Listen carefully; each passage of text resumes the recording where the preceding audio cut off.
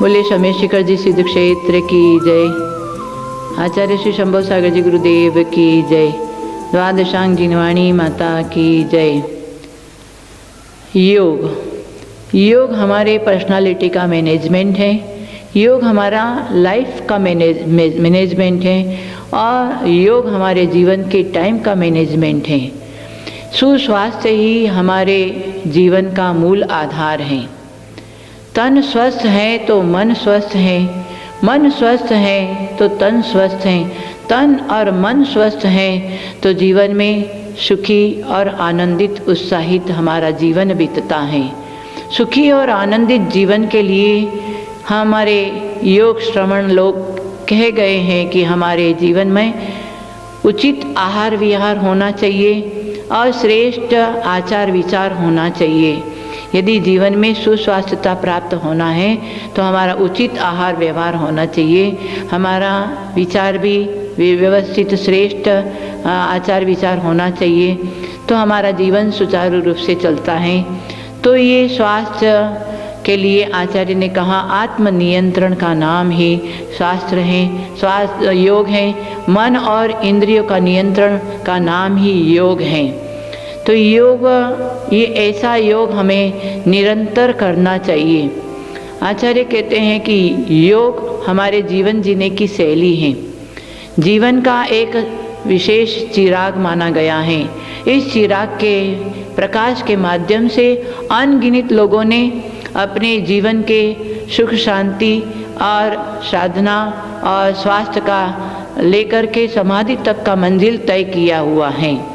जीवन एक पूर्ण विज्ञान है, जीने की शैली है।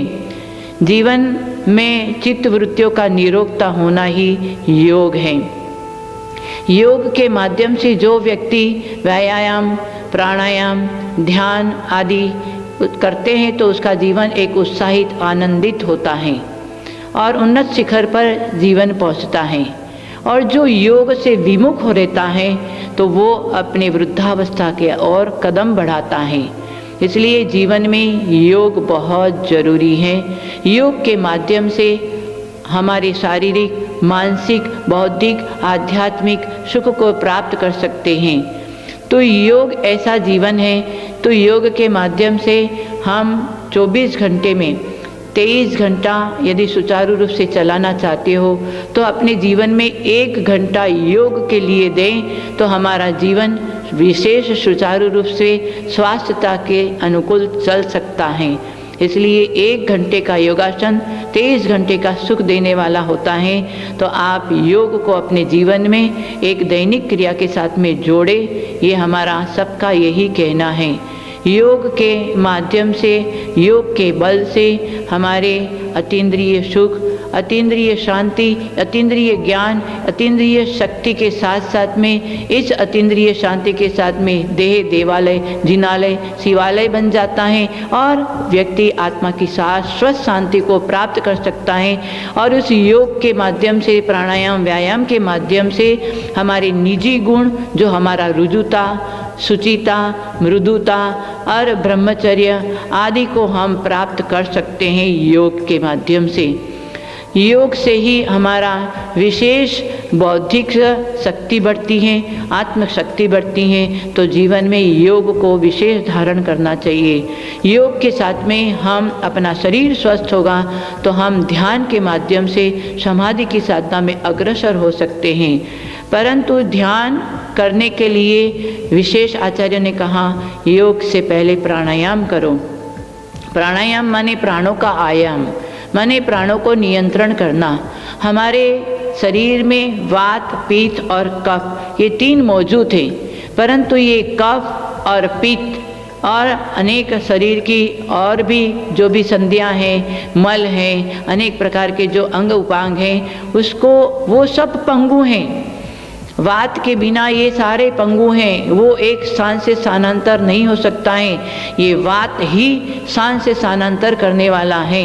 जिस तरह से वायु बादलों को एक स्थान से दूसरे स्थान पर ले जाता है, वैसे हमारे शरीर का वायु हमारी मांसपेशियों को, मल को आदि अनेक प्रकार के स्नायुओं को सब एक स्थान से स्थानांतर करता है। तो वायु हमारे शरीर में बलवान है, वो हमारे शरीर के सूक्ष्म सूक्ष्म छिद्रों में भी प्रवेश करके हमारे स्वास्थ्य को सही रखता है। और ये प्राणायाम हमारे 5 प्रकार का वह हमारे शरीर में वायु बताया है। 5 प्रकार का वायु में सबसे पहला वायु है प्राण वायु। ये प्राण वायु हमारे शरीर में कहाँ है? तो कहते हैं प्राण वायु हमारे कंठ से लेकर हृदय के स्थान पर जो ऊर्जा मिलती है वो प्राण वायु से मिलती है। उस प्राण वायु से हमें विशेष श्वासोच्छ्वास की प्रक्रिया में विशेष हमारे हृदय फेफड़ों को ऊर्जा देने वाला होता है ये प्राण वायु। उसके बाद में अपान वायु, नाभि के स्थान से नीचे अंगुष्ठ तक जो हमारी वायु चलती है, संचार करती हैं, उसको बोलते अपान वायु। वो हमारे पाचन क्रिया को, हमारे पेट को और विशेष सारे नाभि से लेकर अंगुष्ठ के सारे इस वायु को संचार होते हुए हमारा शरीर स्वस्थ रहता है। और तीसरा वायु बताया उदान वायु, जो कंठ से लेकर मस्तिष्क तक जो संचार करता है वो उदान वायु है। वो हमारे श्वास नली को और फेफड़ों को और अनेक प्रकार के स्वर आदि को और हमारे मुख को ऊर्जा प्रदान करने वाला, ओज प्रदान करने वाला होता है। मस्तिष्क को और विशेष ऊर्जा देने वाला होता है ये उदान वायु। और एक बताया है समान वायु, जो हृदय से नाभि स्थान पर जो संचार होता है वो समान वायु है। वो हमारे सारी अंग उपंग की सारी क्रियाओं को विशेष ऊर्जा प्रदान करता है। और सबसे महत्व वायु है हमारे अंदर व्यान वायु। वो व्यान वायु हमारे पूरे शरीर में भरा हुआ है। इन व्यान वायु से ही हमारे मांसपेशियों को, धमनियों को और नाड़ियों को संचार करने वाला होता है। तो ये व्यान वायु है। इन 5 वायु में सबसे बड़ा वायु है तो व्यान वायु है। प्राणायाम के माध्यम से ये व्यान वायु को संचार सुचारू रूप से चलाने के लिए हमारे जीवन में योग प्रक्रिया के अंतर्गत ये प्राण वायु, ये वायु का संचार करना बहुत ज़रूरी है। उसके लिए हमें प्राणायाम जरूर करना चाहिए। प्राणायाम हमारे दैनिक क्रिया के साथ में प्राणायाम करने का एक नियम करो कि हम भोजन से पहले, नाश्ता से पहले हम प्राणायाम करेंगे। प्राणायाम से हमारे आत्मा की निर्मलता, मन शरीर की स्वस्थता प्राप्त होती है। इसलिए आए हम प्राणायाम करें, आलस को छोड़ें, योग को अपने जीवन में, प्राणायाम व्यायाम को हम अपने धारण करें। इन प्राणायाम व्यायाम के माध्यम से आज जो भी शरीर की स्वस्थता, आत्म निर्मलता के लिए जो आयुर्वेद का प्रादुर्भाव हुआ है और योगियों के लिए ये यौगिक क्रिया मानी गई है।